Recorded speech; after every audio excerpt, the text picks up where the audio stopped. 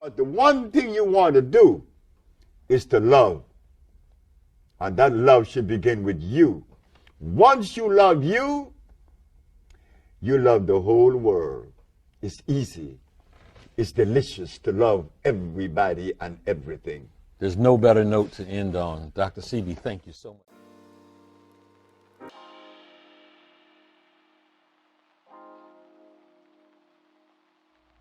Peace, love, light to all of you in the cosmos that exist within this realm. Thank you for tuning in to another Wright Light lecture series. I am your host, Marcus Delonte Wright. This is my platform, Wright Light Incorporated. I want to thank you all for tuning in to another portion of this lecture series that I've been doing. I've been getting a lot of positive reviews, so I want to continue on, expansively extending knowledge to you all in a good capacity, because I realize that a lot of us know about our anatomy and physiology, but we don't know about our anatomy and physiology. Basically, what goes into the components of what brings us relief, what removes certain levels of toxins, and also just the process of how all this goes through our magnificent organism. So if you haven't already, remember to like, comment, subscribe. Smash that subscribe button, as a matter of fact, because I know that it will help with the algorithm. It will help get the knowledge out.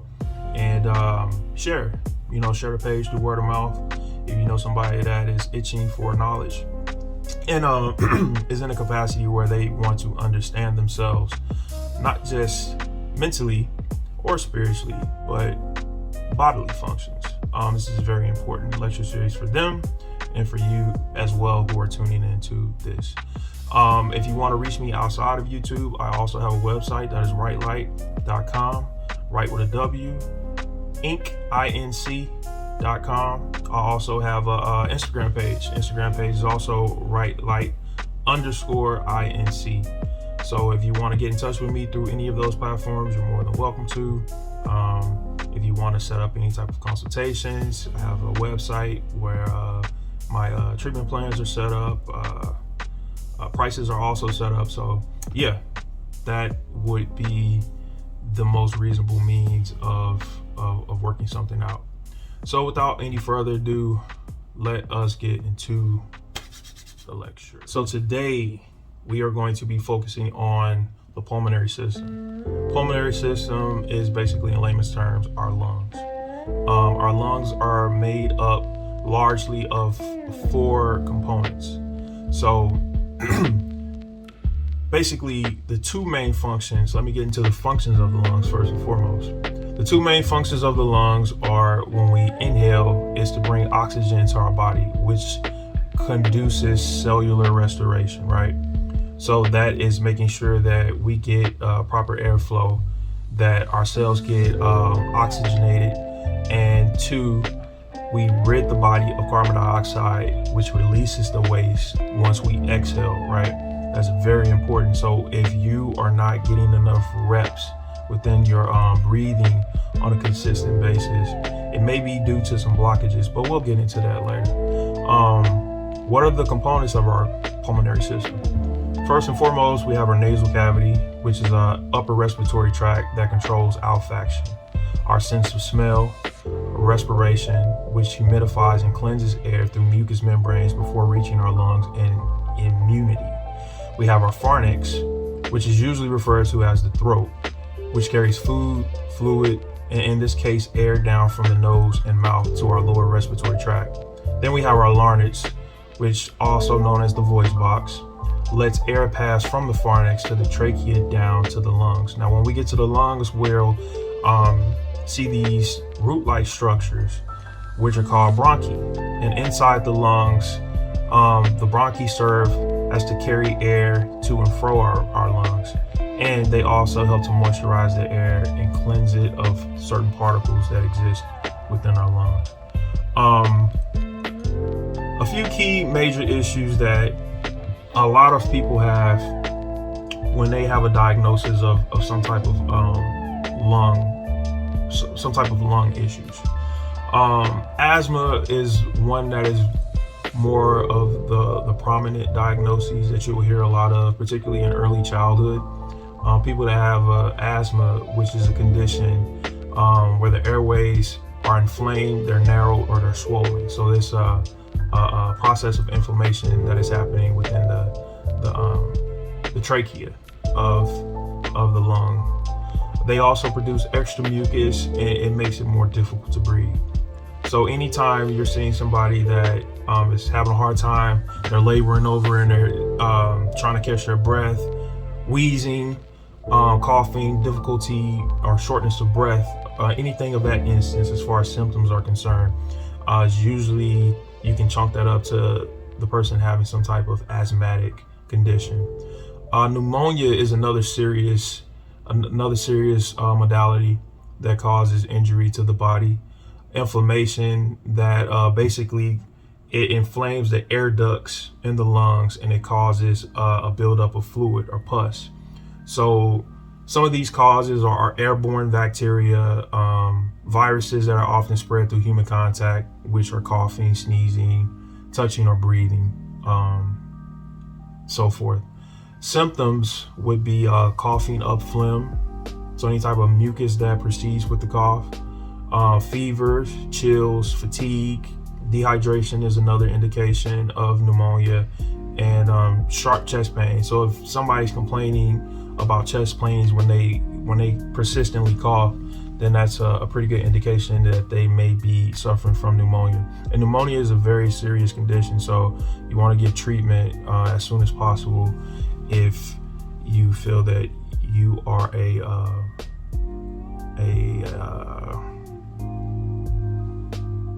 what's the word I'm looking for? I'm having a brain for it, guys.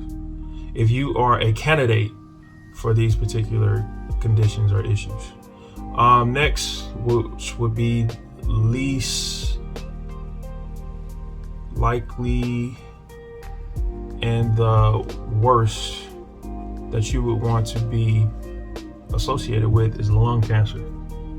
So with lung cancer, basically this is a malignancy of tumors that are formed in the lungs, and usually the causes of this is smoking, people being exposed to certain toxins, whether that's certain forms of mercury, paint, aluminum, and it's really honestly very seldom contributed to hereditary.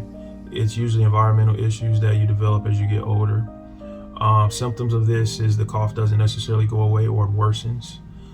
You sense a loss of appetite, a loss of weight, and also fatigue, and this is also preceded with chest pains. Now, this is nothing to sneeze at. This is a very serious condition.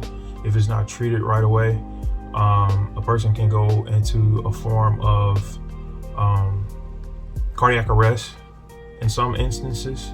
And also just the simple fact that it's knowing that it's a very agonizing, excruciating feeling that you're unable to breathe freely. Like that is that's not a good feeling. When I was younger, I had asthma. I had it maybe for about 4 or 5 years, and eventually through the process of taking steroids, I was able to grow out of it. Some people aren't as fortunate. Some people have to rely on inhalations, steroidal uses for a long period of time. And a lot of that is due to diet and conformities as far as lifestyle and things like that. But we'll get into that.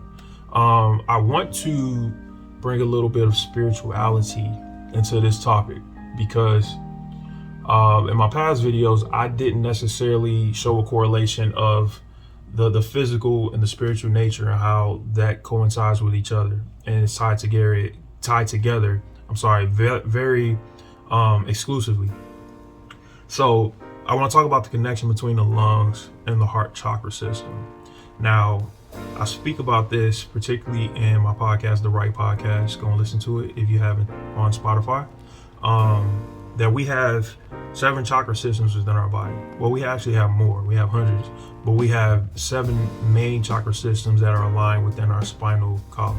And as some of us know, the autonomic nervous system starts within our central nervous system, our spine, and it branches out much like the branches that we have, the bronchi that are within our lungs. But this one is very important because it can develop a source of chi energy within ourselves. And if there are blockages within certain organs, whether it be through overproduction of cortisol or emotional distress, which is, I guess, would be along the lines of the same thing. Stress produces cortisol, which is in likeliness tied to emotional instability. You won't get there's a connection that exists. So I was speaking about chi energy a minute ago, and the heart chakra energy center is directly related to the health of the lungs through two major avenues, right? And these avenues promote optimal health, one dealing with the metaphysical means and the other dealing with the subatomic and spiritual gateways of expansion of energy, which are elated through these chakra systems.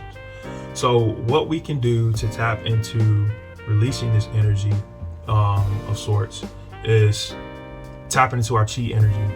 And basically what we do is we do certain type of stretches that allow us to release certain energies, and it's pitches within these stretches that will allow us to the energy to filtrate throughout certain parts of our body and certain organs. So for example, there's the one that I know most notably, there's a stretch that you do where you put your hands together and you push toward the sky, and as you push, you let out a whoo sound, and what that does is releasing energy. Actually, it's expanding the lungs because you're releasing your arms upward, and that whoo sound is allowing pressure to be relieved from there, and energy flows throughout the lung and creates more capacity that way.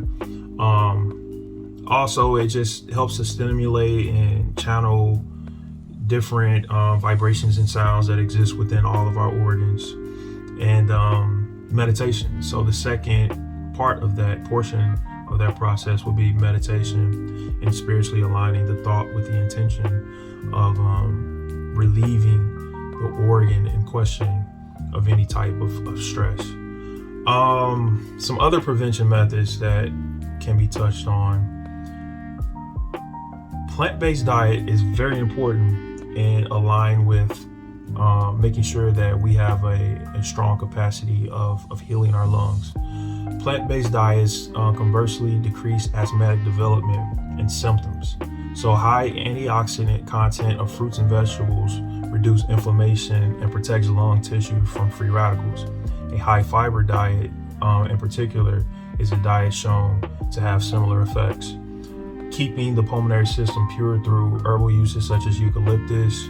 So whenever I would treat patients, when I would work clinically several years ago, I would do fomentations, which is a form of hydrotherapy, which I'll be talking about in the future.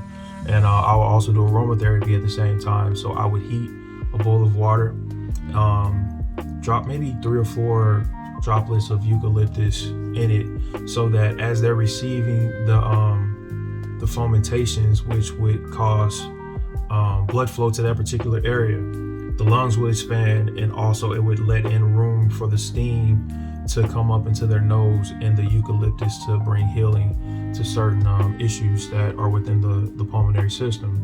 Also, owning a diffuser or humidifier would purify the air. That's another means of purifying the air to get proper circulation. This produces negative ionized air, which removes particles from the air, which inhibits viruses, bacteria, and mold species from formulating. And this goes without saying, but not smoking, right? Now, I don't want to be a hypocrite because I do use marijuana. I don't smoke marijuana as much as I used to. I use other means of processing it through my body, which is, it can be edible, it can be in a tea form, which I need to drink some right now. Good stuff. And yeah, so those are my main components. Smoking it, obviously, for those of you out there that smoke, it gives you a pretty elusive effect, and it's cool. It has its benefits because it's still cannabis, but it's probably if I'm gonna be honest with you, it would be my last option. If I'm speaking medically, we know we shouldn't be smoking cigarettes at all because just tobacco is just terrible.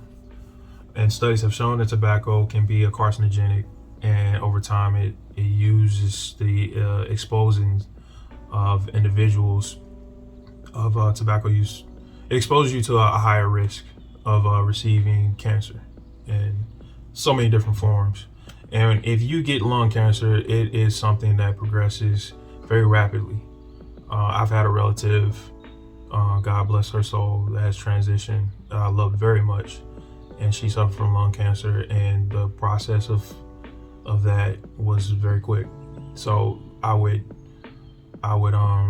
recommend you all, please, stay away from cigarettes by all means. And if you know somebody that smokes cigarettes and you're receiving some type of secondhand smoke from that, encourage them not to smoke either, because it's just a slow death. So these are some things that we can do in regards to bettering our health with our pulmonary system. I think a lot of these things are easy to incorporate, and the prevention methods are even easier to stay away from, because one thing is for sure, this is one of the more important organs that we have. It goes without saying that it is a process of life. So we do involuntary breathing all the time, but we don't necessarily understand to what degree and capacity that this really has on our long-term health. And it's important that you understand the process of meditation through breathing and the breathing techniques and what it can produce.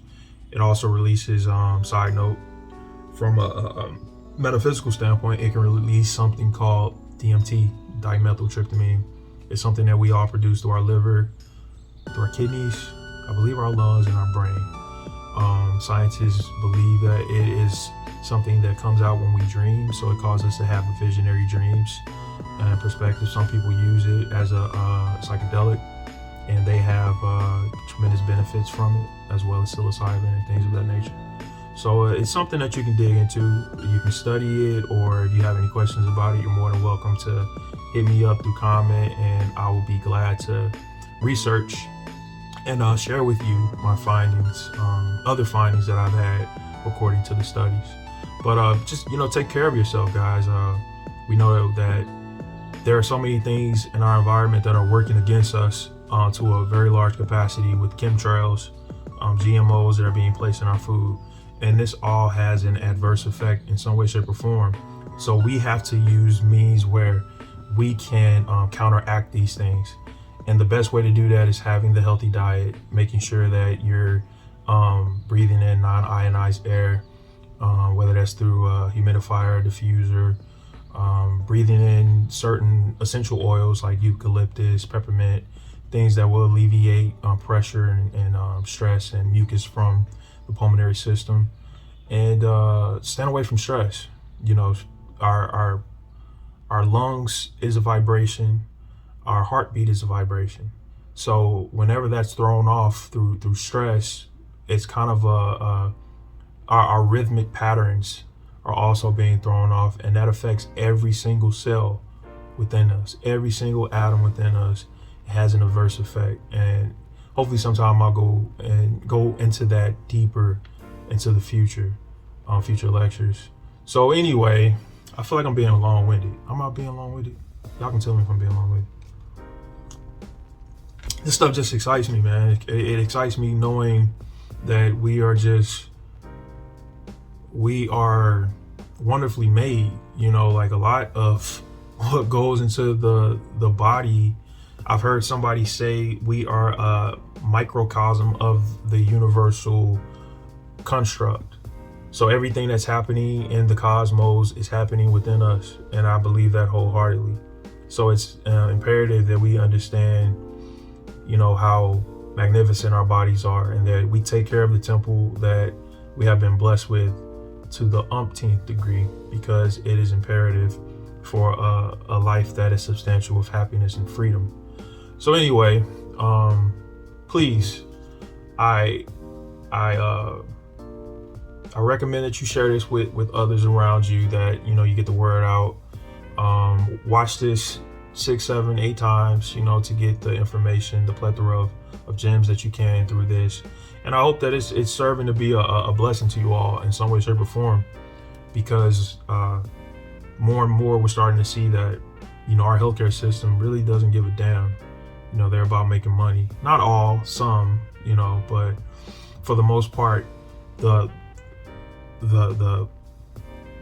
building construct, or the foundation of what the healthcare system is finance. Is driven by finance, and there's no cure, or that there's no money to be made in the cure, rather.